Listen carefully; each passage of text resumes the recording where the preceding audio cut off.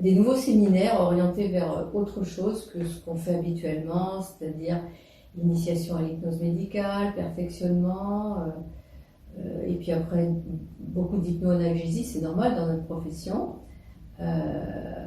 J'ai pensé, comme je fais beaucoup de vidéos de mes consultations, en demandant la permission aux consultants, en coupant plein de choses bien sûr, de projeter ces vidéos de consultation, mais pas simplement une projection comme dans un film ou qu'on commente ensuite ou comme ça, mais j'ai demandé aussi à Julien Bedbès, qui est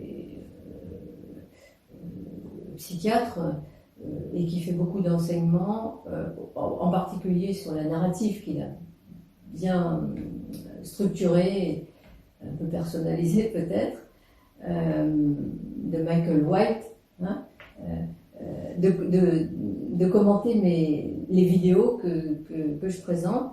Et je me disais qu'on pourrait peut-être en faire un séminaire de 2 jours. Alors, je voudrais avoir ton avis là-dessus. Qu'en penses-tu? Écoute, moi, je suis ravi que tu poses cette question. Parce que je pense que, jusqu'à présent, on a toujours fait des formations théoriques. Tout à fait. Des techniques, on leur apprend.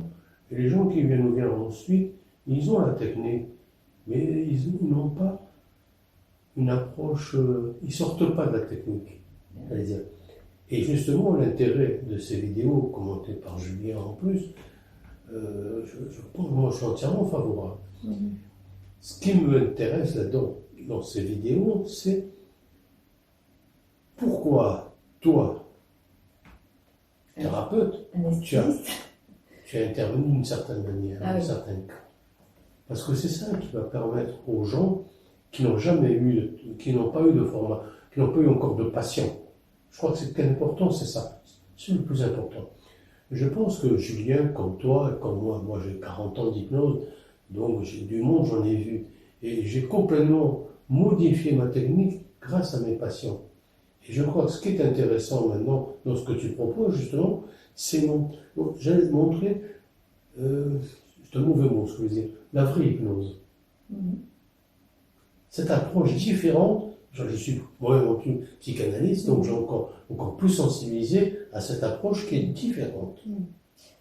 Et ce qui est intéressant, c'est d'avoir toi qui n'es pas du coup psy, qui a une formation, mais qui est hypnothérapeute, Julien qui est psy, comment justement on peut avancer. Et c'est ça qui va permettre à nos stagiaires, enfin à nos gens qu'on forme, à comprendre le mécanisme de l'hypnose, qu'on n'entend pas quand on les forme.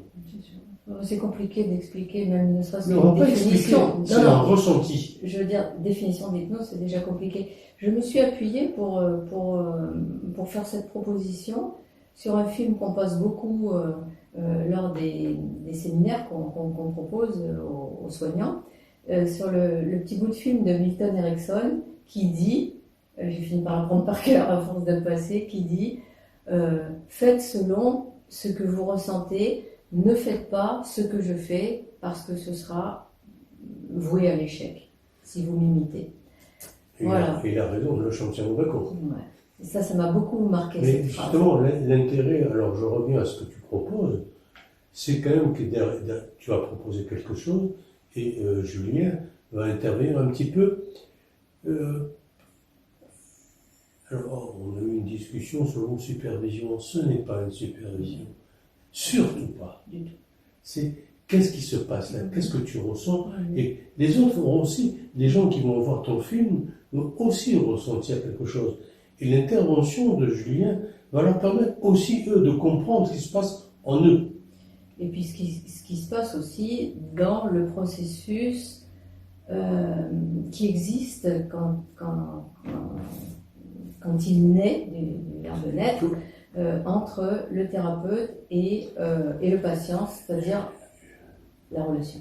Voilà, c'est la relation, mais on a ce que je dis moi, c'est qu'on parle souvent d'intentionnalité, etc. Je crois qu'on oublie une chose, c'est qu'il y a l'intention ou l'intentionnalité, peu importe le mot, du thérapeute, mais celle du patient. Et tout le travail va être là, dans cette intention. Et dans cette sorte d'interface, pour que là on devienne thérapeutique, c'est pas mon intention qui est importante, c'est pas l'intention du patient qui est importante, c'est notre intention commune. C'est ce qu'avait dit au congrès quand on avait invité le Canadien, comment il s'appelle? Vincent Brosseau? Non. Ah bon. Comment il s'appelle? Qui avait été chirurgien par Rimbaud, je confonds. C'était le nom? Un chercheur très connu. Ah oui. C'est ce qu'avait dit. ORL. Non, enfin, je sais pas. Oui. C'est ORL, le Canadien. Non, mais comment il s'appelle le Canadien? Peu importe. Mais tu vois, je trouve que l'intérêt de ton atelier, et avec justement la participation de Julien, c'est de comprendre. Okay. De comprendre qu'est-ce qu'on fait. Ce n'est pas du tout une supervision, c'est qu'est-ce qui se passe dans la relation qu'on a. Et moi, je suis sensibilisé par ma formation, c'est ça qui est essentiel. Le reste, la technique, c'est du cinéma. Et ce que je reproche, alors justement, ça donne l'occasion, peut-être je suis un peu sévère, c'est que quand je lis la revue Hypnose et thérapie brève, tout le monde nous parle de tas de choses.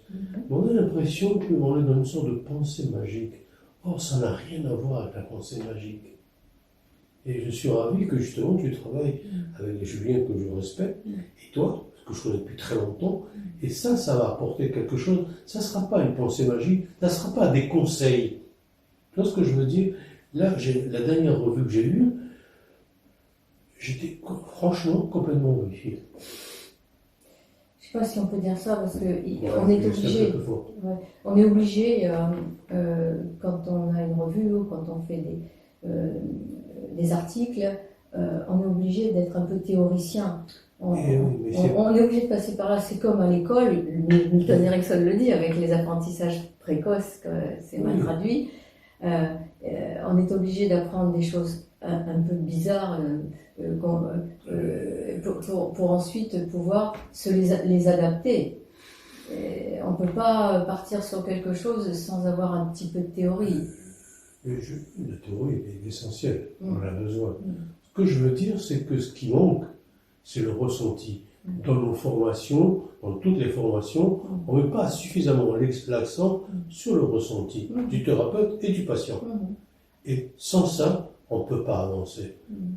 Parce qu'on peut donner des conseils, on a tous, tu sais, ça fait 40 ans que je fais de l'hypnose, Julien c'est pareil, toi c'est pareil maintenant, on ne parle que de nos réussites. On ne parle pas de nos échecs. Or, je pense que ce qui serait important, c'est qu'on parle aussi, nous, de nos propres difficultés avec quelqu'un qui est derrière, comme toi et Julien. Ça, c'est intéressant. Et je crois que Julien va peut-être te poser la question, qu'est-ce que tu attends de ce que tu viens de dire là? On verra. Ça, voilà. Tu vois, je vois cet atelier, moi j'assisterai volontiers. En tout cas, je passerai des films d'échecs, contrairement à ce que tu penses. Oui, Pas d'échecs. Qu'est-ce que c'est qu'un échec? Parce que comme tu me le disais une fois, comme tu me l'as déjà dit, si par exemple quelqu'un dit voilà, je suis venu pour arrêter de fumer, j'ai pas arrêté de fumer, et puis a fait autre chose de nouveau, alors c'est bien ça aussi. Mais c'est bien aussi, bien sûr. Voilà. Mais là, tu vois ce que je veux dire, moi j'assisterai à ton atelier, ça c'est sûr, parce que ça m'a apporté aussi. Parce que je suis convaincu que c'est ce qu'il faut qu'on montre aux gens, c'est ça. Qu'est-ce qui se passe dans un entretien avec un patient, dans une relation avec un patient? Qu'est-ce que toi, thérapeute, quel est ton ressenti pour permettre au patient d'avancer? En tout cas, si tu assistes à ces ateliers de projection, nous serons tous très heureux parce qu'au lieu d'avoir juste un intervenant psychiatre, on en aura deux. Mais c'est pas ça. Enfin, moi, je viens parce que je veux pas un petit peu contre ça maintenant. Bon, alors, peut-être, je fais le vieux con, plus le vieux sage, peu importe. Mais plus je fais d'ailleurs, je dis maintenant, la manière de former les gens a complètement changé aussi avec ma pratique. Je suis plus dans le ressenti plutôt que dans la technique. Qu'est-ce que vous attendez de ça? Et ça, c'est important. Et c'est ça qui manque dans nos formations. Et je pense que ton idée est à retenir, et même, j'allais dire, je ne passe pas la brosse, puisqu'on se connaît depuis très longtemps, à développer ça. C'est uniquement ça qui va permettre à nos stagiaires d'avancer et d'avoir envie de faire de l'hypnose. On ne sera pas, j'insiste moi sur cette notion-là, qui pour moi, cette pensée magique. Bien sûr, tu as l'expérience, tu vas faire un truc, ça va marcher. Mais l'exemple le plus classique, ça a été l'homme de février, d'Erickson. Le nombre de gens qui sont lancés le monde de février et qui se sont plantés, je dis bien plantés, parce qu'ils ont convenu, ils ont compris une sorte de recette. Et ça a été un échec monumental. D'ailleurs, tu as toujours dit pour ce livre... J'en ai fait une critique d'ailleurs. Oui, tu as toujours dit qu'il fallait pas le lire pour les débutants. Non. Tu as toujours dit ça, je me souviens. Et lire en même temps l'intervention de Rossi, psychanalyste. Et ce jeu de relations. Tu vois, moi je donne cet exemple parce que c'est ça le problème qu'on a nous. Et peut-être pour ça que les gens se découragent un petit peu. Il y a combien de gens qui continuent à faire de l'hypnose depuis qu'on a fait des formations? Tout le monde dit peu. Dans toutes les formations, il y en a peu qui pratiquent. Oui, mais qui continuent avec l'envie de continuer. Oui, je comprends. Ok. Eh bien, écoute, moi, en tout cas, je te remercie d'avoir donné l'autorisation de donner mon point de vue. Je te remercie parce que tu touches quelque chose qui est essentiel pour moi. Moi aussi, merci beaucoup parce que c'était pour moi essentiel de parler avec toi qui a beaucoup de connaissances en hypnose, en psychologie, en formation, et donc pour les autres aussi, à bon entendeur, oui, salut, j'allais dire. Non, pas salut, je voudrais qu'on insiste sur la notion, ce n'est pas une supervision. Je crois que nos auditeurs ont bien entendu. Il faut insister là-dessus. Oui, ok. Hein? Oui, pas de problème. J'espère qu'on n'a pas trop bougé la table pour la prise de vue, la caméra. Si, ça sera vivant. Parce qu'on a... voilà. Merci, puis à plus alors.